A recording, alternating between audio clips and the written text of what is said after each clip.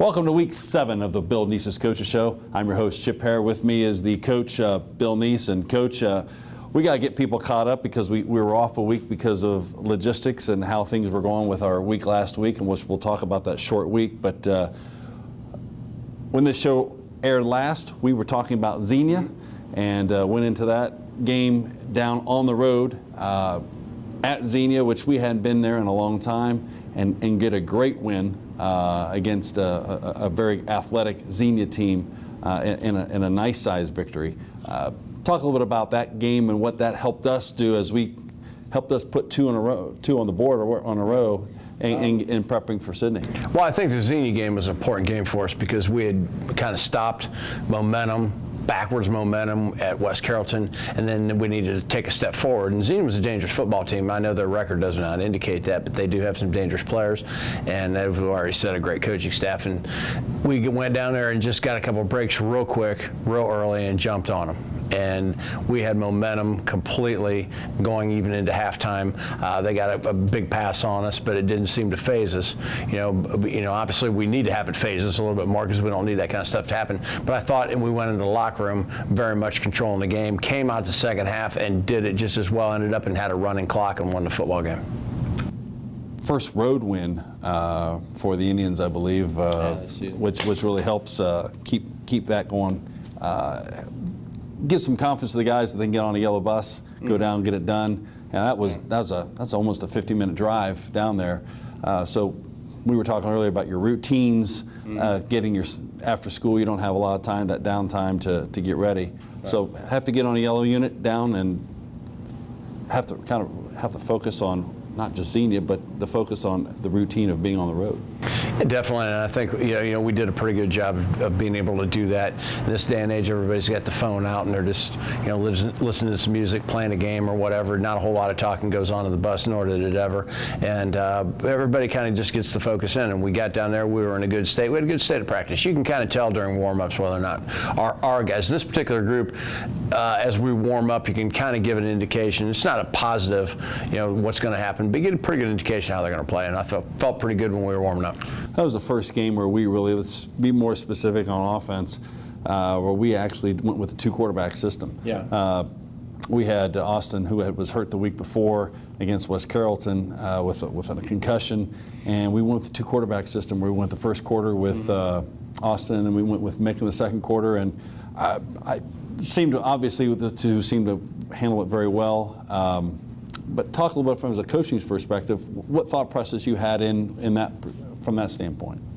Well, we really felt that Mick did a great job, at West Carrollton, and gave us a lot of different things, different angles in the offense.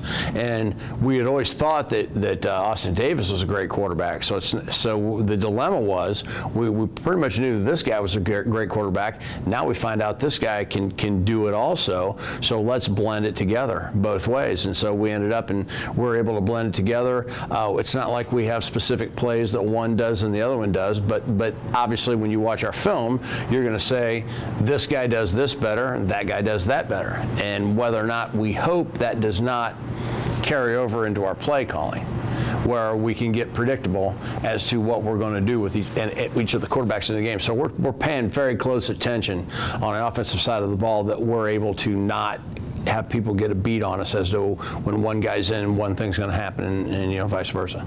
The one guy that I thought also offensively, there was a lot of great offensive things that happened that night, but the one guy that was the guy that you would say, hey, was phenomenal was Alan Shrub. He really set the tone that night. He really, on the sideline as well as on the field, and he really has been turning it on, has really been playing well. Oh, he has. In his leadership, and him and Ben back there together are two great leaders. Ben Bynum, our offensive line, is another great leader, and I think those guys have kind of started easing into that role, that they're getting a little bit more comfortable with being a little bit more vocal. Offensive line, they don't get a lot of the glory. They always talk about the quarterback and the running backs, but our offensive line has been stellar, and we're going to talk a little bit about them in the Sidney game. But they really have been strong and have really been a big part of our success in identifying our identity as a team. I think they have, and we knew going in that they were going to be a strong group, and I think these last 3 weeks now have proven that these guys have come into their own.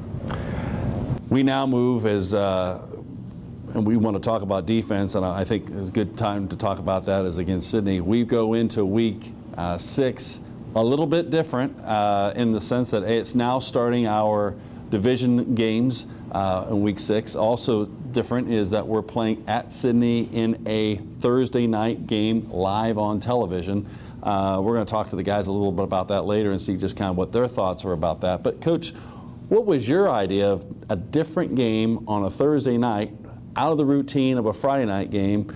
You and I talked about that back in the spring, but let's share with the community what our kind of thoughts on that was and why did we want to do that? Well, I thought there's a couple things we wanted to do. Number one, great exposure for the community, great exposure for this school, great chance for our players to get on TV and get, a regional, statewide type deal and be able to perform. I thought that was great. The nice thing is I know everybody was surprised that I might have wanted to do it, or that I hear a lot about the routine. All we did was figure out, okay, the game's on Thursday, so we developed a routine for a Thursday game. And that involved our administration being, gracious enough to allow us to practice on a Sunday, and we just turned our Sunday into a Monday, and we developed our routine, and everything went smoothly from the weight room to the pregame meals to everything else. So it worked out fairly good for us. Well, there's no doubt there has always been a rivalry between the two schools. It's certainly been, and we talked about this last year, I think our kids are now getting a real sense of how important this game is to the Sidney people. And our kids were fired up, ready to go, and they understood what was at stake. The battered helmet, which has been in our locker room for a long time, last year shifted hands.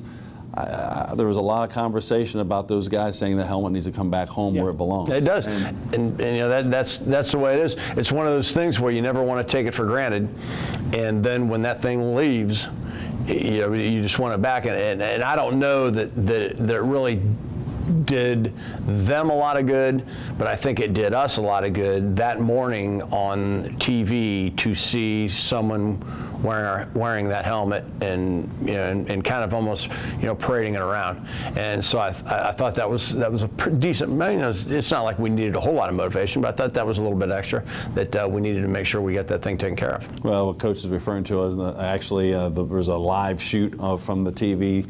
And they had the bands of the cheerleaders and football players, and Sidney's guys did have that helmet, and they were flashing around, and they were letting us know that was in their corner, and it was, I think, on our sites. Speaking of sites, the way the game starts, they really had a nice job. Ben Schmeezing has a nice return on what was a squib kick, and he had a real nice return, which almost was a direct beeline down the sideline, and it set us up for a good situation. It was a great start, And normally our preference is to defer and have the ball in the second half. But if you do have the ball in the first half, then obviously you want to drive down and score. You don't want to go down and punt. And when you do that, you've now lost, that possession advantage, because now they've got the first, literally the first possession of the first half and the second half coming up. So that was great that we were able to get down there and score. And actually get a couple, they come back down and we get a huge turnover as they're getting close into their red zone. We get a turnover and we turn it into points. Yeah, Hunter had a great interception. They were running the ball pretty well. They came out in a wildcat formation and got a big chunk of yards, and then got 2 more chunks of yards. And we're back on our heels a little bit. And then as soon as we got the interception, I think from that point on, our defense really had a lot of confidence throughout the rest of the game. Yeah, we're deep in our territory, and we make a good play. Hunter, of course, as you talked about the interception, but our defense that whole game, I thought, really set the tone that first half of making big plays. There was a goal line stand there late in the first half. You talked about our defensive backs, our outside linebackers, our inside linebackers were just phenomenal. Reading plays. Our defensive line made some adjustments to their offensive line really struggled to maintain and hold our defensive line. I think so, and I think they, based on looking at the beginning of the game, they had a couple key injuries, a couple guys out, and we were at full strength on our defensive line. We've had a couple kids out here and there, and we're at full strength on the defensive line, and I think we were able to capitalize on it. We had a little bit of a quickness and size advantage in a couple spots. The Indians go into the locker room up 20-0, and then were able to hold serve in a 33-13 game, which brought a lot of emotions by our team. But I thought our community really responded. Had a good crowd for a rainy night, And like you said, live on television is a good exposure for our community. It was, and I think the thing that has been different in the last couple of years, there was for a while there wasn't a whole lot of enthusiasm, kind of like what you said before with the. With the rivalry, and it was more of the Pickwick Troy thing. And I think since that coaching staff, since Adam's come in, he's really made them a relevant deal, and they've got better, and I think what happens is all of a sudden now, if it's really worth something, it's a different story, and I think that's kind of what's happened here, that it's become a competition now. That last year they beat us, this year it was close for a while. They've got a lot of great players coming through that program now, so they're in a good period. So for us to be able to go down there and get that win, was a good call for us on our part. Well, and you talk about they had some injuries, and they do have some injuries, but as we do as well, both teams adjusted well to it and put a good product on the field, and it was a lot of exciting to watch. Yes. And to their credit, they kept playing all the way to the end. There was no quit. Of course, that speaks to their coaching staff. Yeah, definitely. As we go now, we are going into the home stint, the home stretch here of our last 4 regular season games before we get into the playoff season. We are in October 7th, our first home game of our last 3 out of our last 4 at home. Greenville this Friday, homecoming. Homecoming is big for a lot of people. For football coaches, it's our game, and it just happened that we're going to be crowning a queen and all those type of things. But you get a lot of community feel, a lot of alumni come back for that game. But let's talk football, because people like to talk about the other stuff outside. But inside Greenville, you look at their record, 3-3. They think, they're okay.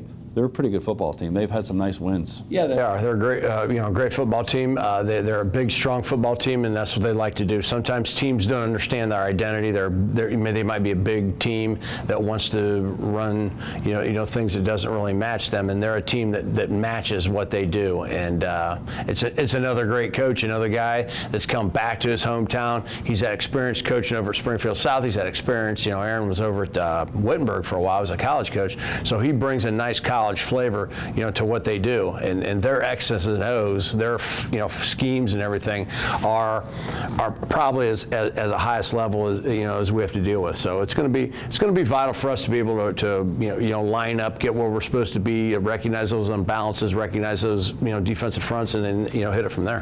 What are some of the things that the Indians can expect to see Friday night? What do they run offensively? Anything different? Obviously, they lose a key player in Giosi. Last year was their quarterback, but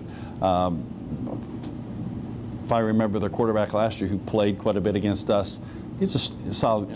That's him. Player. Yeah, that's him, number 10. And so he's back at quarterback. They've got some good offensive linemen back, and then they've got the Eldridge kid he's been an all-league player for the last 2 years as a linebacker and running back. And so right now he's 4th in the GWAC overall in rushing, and he had 197 yards last week. So we're going to go 2 weeks in a row against an outstanding running back. And Sidney had their outstanding running back, and now we're going to go again with this guy. So we're going to have to be able to hopefully play at the same level we did previously, and be able to keep him bottled up. What's their experience like on the line? What can we see? They've got some kids that are an interesting situation. They got a decent amount of seniors, but a couple of them have never played for them before. Have never been in, so they're like new seniors. But as usual, anytime you look at Greenville, the number one thing that stands out is their size. They've always got big kids, and they always play very physically on both sides of the ball. So that's not different than any other year this year. Well, certainly the Indians will look to put 4 in a row together. What has been the key? We saw a tough start there against Trotwood, and then Franklin, who by the way are 2 of the top teams in our region and arguably in the state of Ohio. So we ran into a buzzsaw with schedule and getting injuries, but we've been able to put it together here. In your opinion, I hear the find your identity. over and over and over again. What has helped us find our identity here the last few weeks? I think it's been a combination. It's been a combination of a great group of assistant coaches that have been able to come in and help these kids out and remind them of all the things they need to do. I think it's the players themselves that they were able to come in here and you know, they work year round and they know that you start off and everybody knew what the stratification was of this team. You know, they knew what the hierarchy was and they go from there. Well, you lop off a couple people, you know, at the top of the hierarchy. All right, you're either going to not have a void there or people are going to move up, and it doesn't happen automatically. It takes a little time, it takes a little prodding, and that's essentially what has happened. You know, over the course, it took us a little bit of time, but I think now we're in a pretty good spot. Feels good on your end that you know we're going to be playing in Alexander here in the next few weeks. I don't know about the next few weeks. All I know is we have a game this week. You didn't take the bait. 1 week at a time. 1 week at a time. We're in that part of the season where everybody's going 1 week at a time. We got Greenville coming up, and then we'll regroup from there. Good answer, Coach. One thing I would like to backtrack, which was a little back to last week at Sidney. You know, we came back and we won that game Thursday, which was odd because in the sense that the next day we came back was Friday. Mm-hmm.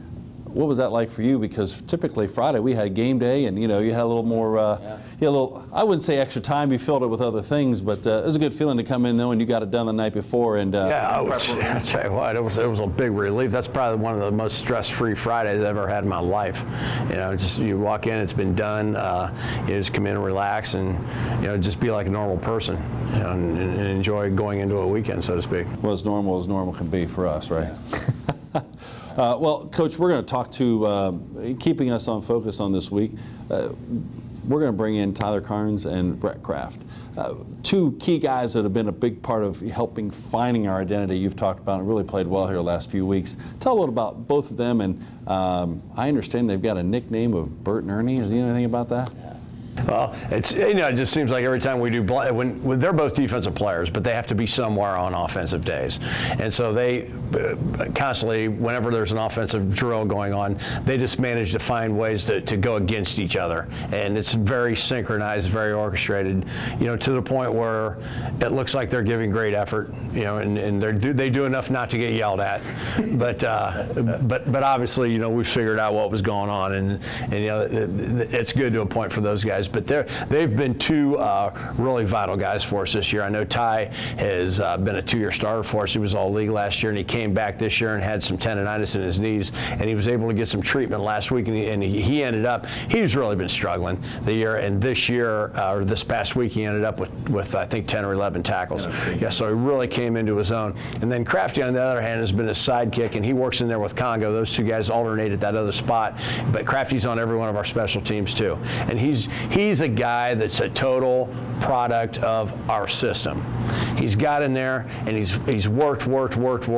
He's been in the weight room, never misses, got stronger, got faster, and he milks every ounce of ability he has and goes in there full speed all the time. And it's great for him his senior year. He's, like I said, he's on every special team. He plays about half the time on defense for us, and you know, great enthusiasm. And they're just two great guys. You know, they're the type of guys that will help you win football games.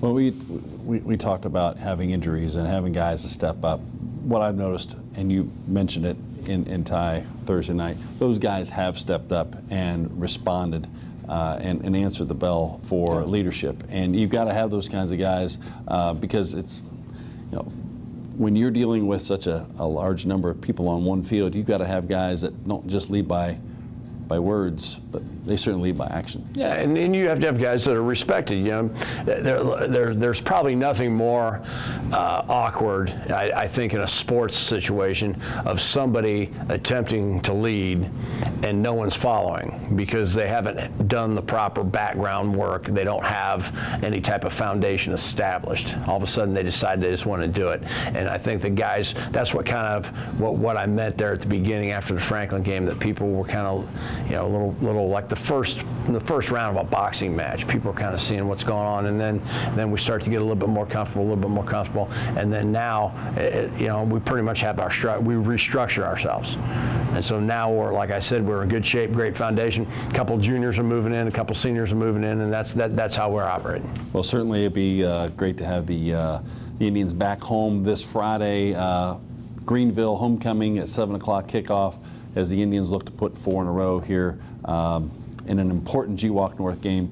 As we take it one game at a time. Take it one game at a time. We saw too many things this weekend. I'm telling you, the examples last week. It's just amazing when I tell our players. Last week, Indiana probably was at their lowest low. They had just got beaten. Nothing against Wake Forest. Wake Forest undefeated. They just took a big loss to Wake Forest, and then they have to regroup themselves because the Michigan State Spartans are coming to town, and no one gave them a chance. They ended up in wins. So now they're on a high. Michigan State's just lost 2 in a row, so they got to dig themselves out. And it's just every week you've got to start with a clean slate, and it's good that you have momentum because that makes it easier. But you still, if you don't do the work, you're going to end up. You can't take anything for granted. Last year was a great example. We could talk about how last year worked out. 1 week makes a difference between us being able to get in the playoffs, and now we're in a situation we're in a good. So 1 week can really change things, and each game is so important, not just for divisional but playoffs. And we'll talk more about that as we go down the line. But certainly we look forward to the Indians put another one together this week, and thanks. It's gonna be a big one. It's gonna be a big one for us this week. We're gonna meet with Brett and Ty here, Bert and Ernie, right after this break. Coach, thanks very much for joining us. Coach, we'll be back for the second half.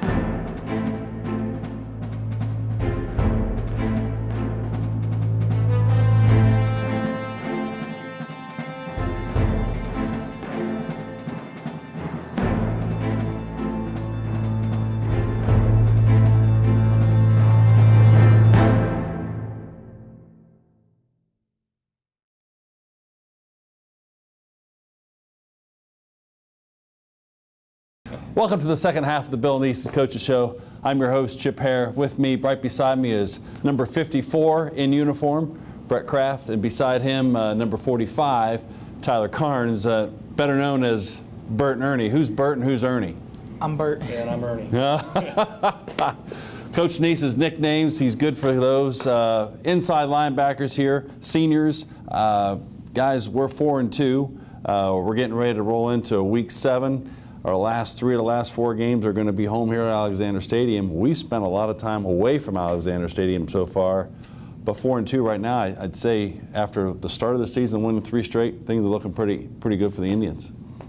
I think they are too. We finally got our groove back after everything happened between Trotwood and Franklin. We finally found who we were, and we've got things rolling. Tyler, talk a little bit about, from your perspective, we talk about the group as Brett talks about. What specifically for you, not just individually, but as a team, have we found that has helped us get back into that groove? Well, yeah, we really didn't. We weren't. I don't know. We haven't played like we did Franklin or Trotwood as we do now.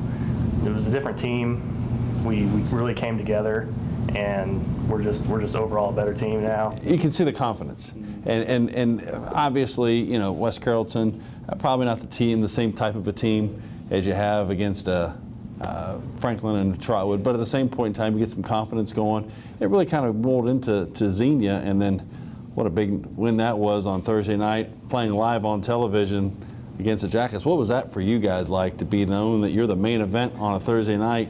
Was it a little strange? It was actually really cool. Like, I've always wanted to play on TV, and to do that in high school was really awesome. Yeah. Especially kick some butt against the Yellow Jackets, bring the battered helmet back. Yeah, it felt good. Yeah, it was really cool. Like having the TV timeouts and stuff. It was different, but it was really neat playing on TV. Yeah. When we talk about that game, and we talked about when we were going to do that, how was that going to affect the normalcy of your week?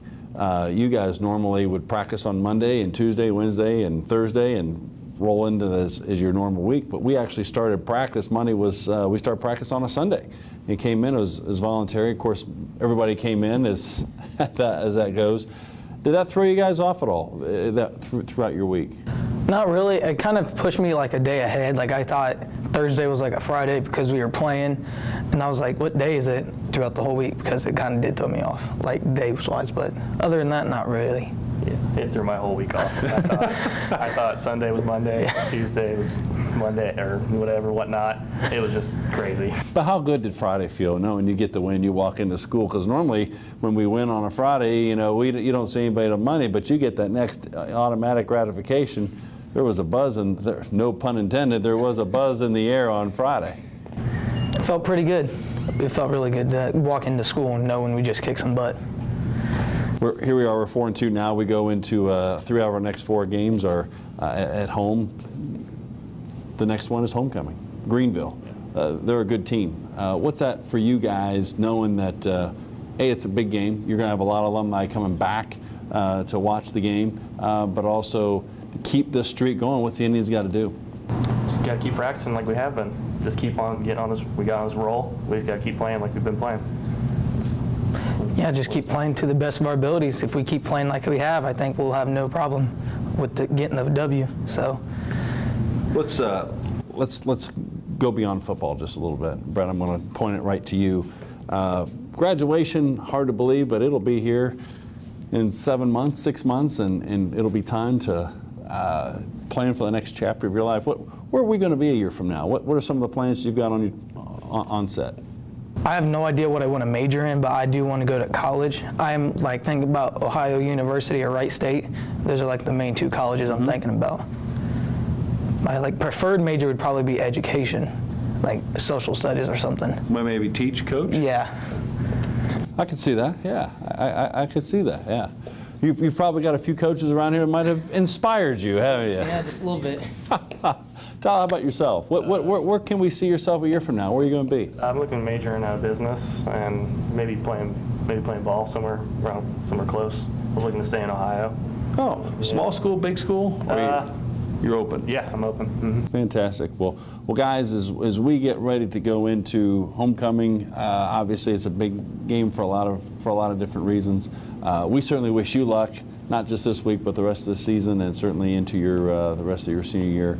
You guys have been fun to watch, and Bert and Ernie, regardless of your characters, you guys get it done on the field. Thank you. Thank you. Guys, thanks so much for joining us. This is going to wrap up the Bill Nees Coaches Show. Just a reminder, homecoming is Friday here at Alexander Stadium, 7 o'clock kickoff against the Green Wave, and we'll be back again next week for the Bill Nees Coaches Show. For Bert and Ernie, I'm Chip Hare, your host. We'll see you next week.